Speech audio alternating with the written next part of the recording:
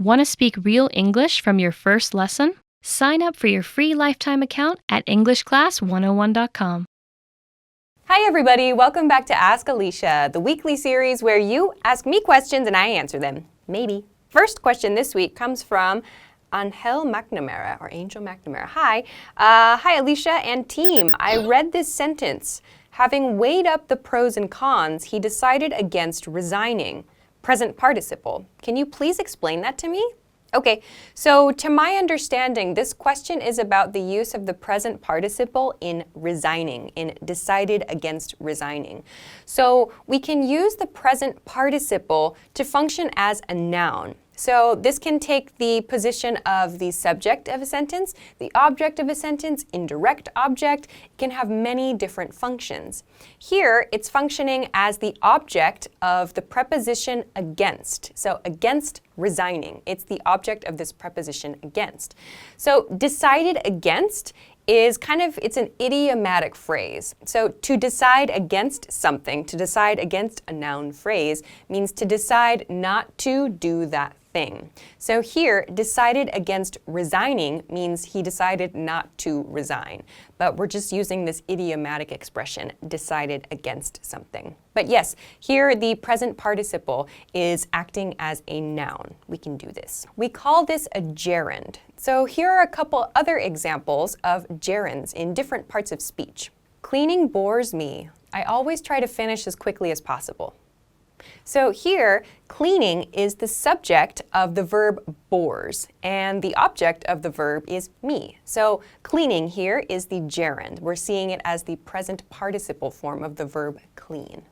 We love cooking because we can try lots of different things at home. Okay, so in this example sentence, cooking is the gerund, and in this case, it's functioning as the object of the verb love. We love cooking.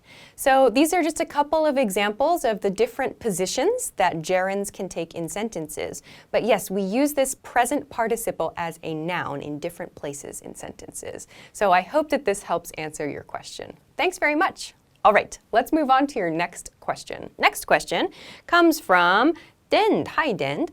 Dend says, what is IPA? I'm really confused about it. Okay, so in language learning, IPA stands for International Phonetic Alphabet. So the International Phonetic Alphabet is different from the standard alphabet, like the ABCs that many of us know. This is different from the standard alphabet because the phonetic alphabet is an alphabet of sounds. It's an alphabet for pronunciation. So when we learn the ABCs, like many native speakers, I think most native speakers probably know like the ABC song, the A, B, C, D, E, F, G song. In that song, though, we learn the names of the letters. We don't actually learn how we pronounce those letters. So like a good example is like the second and third letters of the alphabet song, B and C. So we learn that B is called B, but we don't actually learn how to pronounce B. With the phonetic alphabet, though, we learn that B makes a B sound. And if we want to get really specific, there are a couple of marks that show us exactly what kind of B sound a B is supposed to make.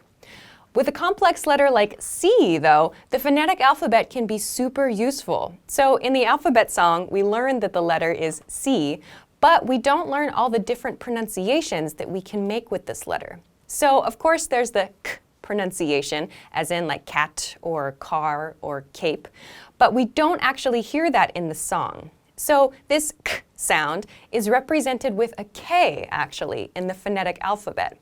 When we pair C with another letter, like CH, to make the ch sound, we see this sound represented with a different letter in the phonetic alphabet. So it's like cheat or chair or chat. So the phonetic alphabet can show us pronunciations. So even if we don't know exactly how we should read a word, like the first time we see it, we can find the pronunciation in many dictionaries with the phonetic alphabet. So for example, if I look for the word chair in an online dictionary that uses the phonetic alphabet, I'll find a spelling like this. So it uses that ch symbol, which doesn't look like a C, and then it ends with this air part. So this ER refers specifically to the air sound. So if you look at an International Phonetic Alphabet chart, you'll see some symbols that are the same as the standard alphabet, like with consonants, like B or K sounds, for example. But when you're looking at like vowel sounds and some of these special sounds like ch, for example, you'll notice that there are these new symbols. So if you look at these sorts of symbols and kind of study them as sort of sounds, instead of just names, instead of just like symbols, you can use these to help with your pronunciation of something. So if I'm learning and I don't know any rules of pronunciation, I might think the word chair is pronounced like kahai or something if I'm reading each letter individually. With IPA, however, I can look at this information and I can understand the correct pronunciation easily, as long as I've studied the sounds. So this is a quick introduction to the IPA and how you might use it. So I hope that this is helpful for you. If you want to know more about the IPA, I would suggest a Google search for an IPA chart. You can find a few of them online. Wikipedia has a nice one and a nice explanation. And there are some that you can find that will play audio. So you can click a button near a symbol and it will give you the sound for that. So the symbol corresponds to a sound, not just a letter name. So I hope that that helps you.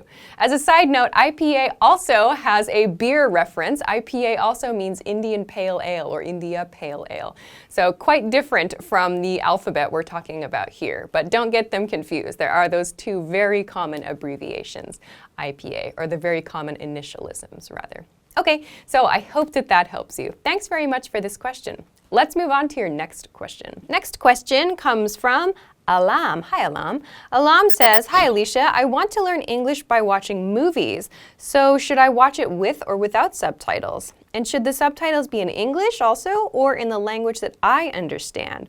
Yeah, we get this question a lot.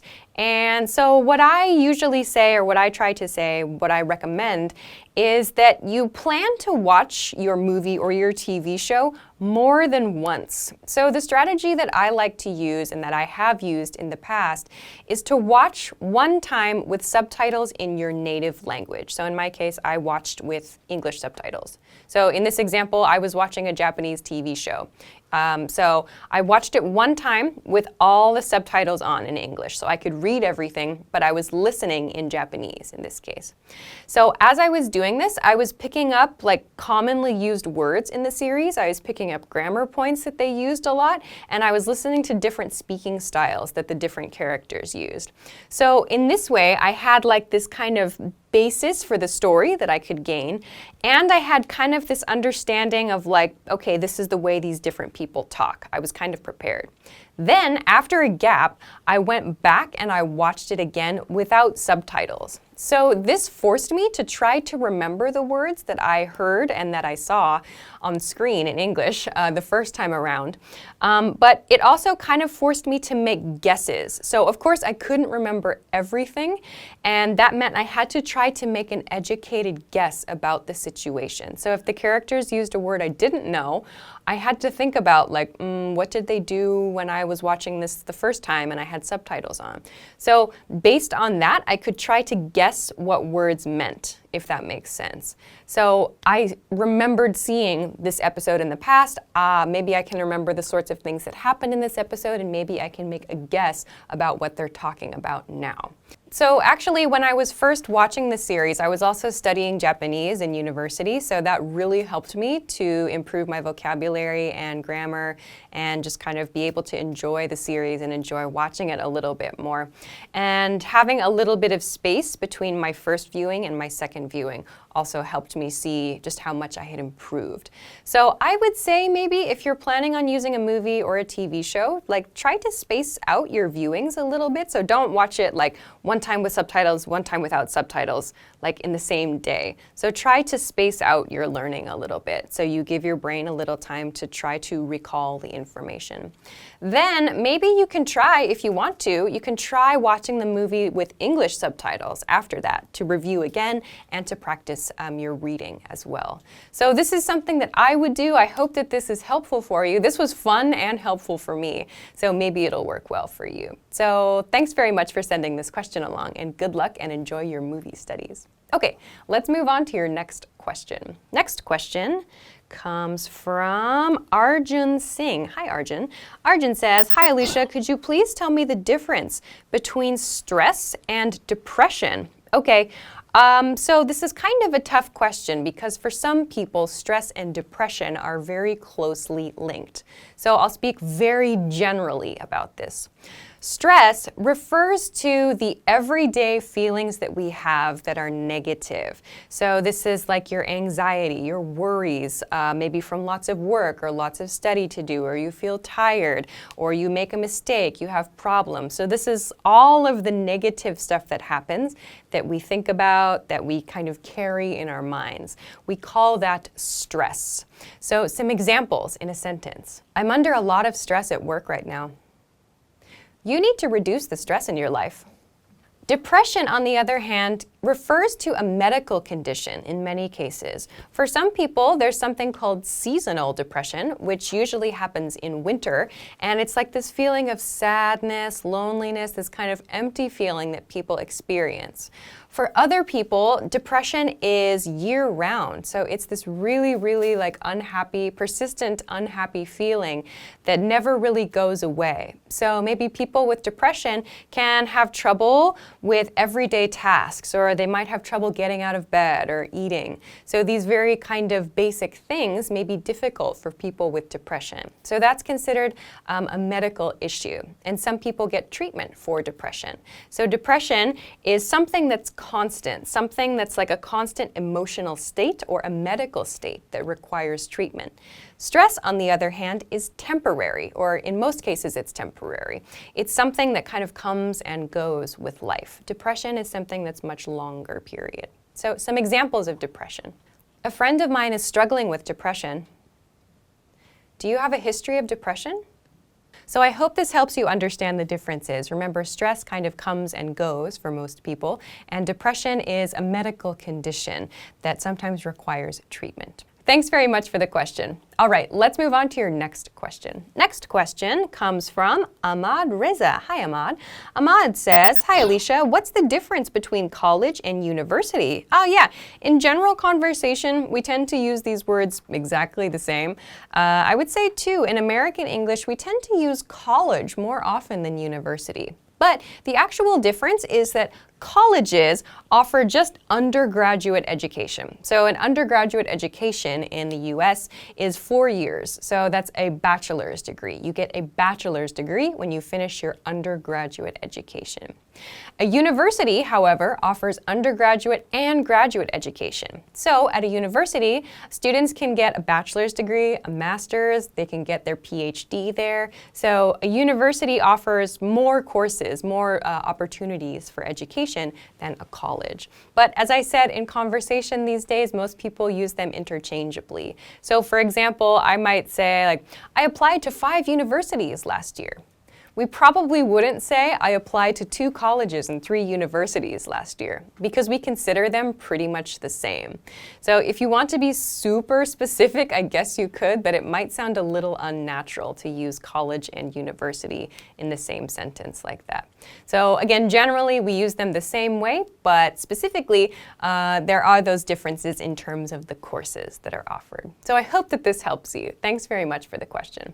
All right, that's everything that I have for this week. Thank you, as always, for sending your questions. Remember, you can send them to me at englishclass101.com/ask-Alisha. Of course, if you liked this video, please don't forget to give it a thumbs up. Subscribe to our channel if you haven't already, and check us out at englishclass101.com for some other things that can help you with your English studies. Thanks very much for watching this week's episode of Ask Alisha, and I will see you again next week. Bye-bye. Want to speed up your language learning? Take your very first lesson with us. You'll start speaking in minutes and master real conversations. Sign up for your free lifetime account. Just click the link in the description.